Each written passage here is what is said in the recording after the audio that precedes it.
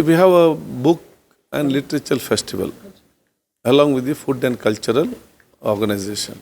This is the first time organized by the Vidhana Sabha legislature. Our intention is to get all the writers, thinkers and readers together to Vidhana Sabha. We want them to be near us. We don't want anyone section of the society be away from Vidhana Sabha. So this is an opportunity once in a year we want to give. This is the first time. It may continue. Whoever comes next year after I am there, whoever comes, it will continue. It should continue. It will be open for people also. It is open for people also. And it is an opportunity for the publication to be there. And we give rupees about 2 or 3 lakhs of MLA grant can be used for the books, to purchase the books.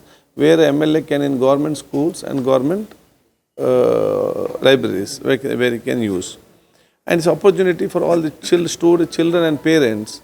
In one place, they can get lot of books, whatever their children or they want.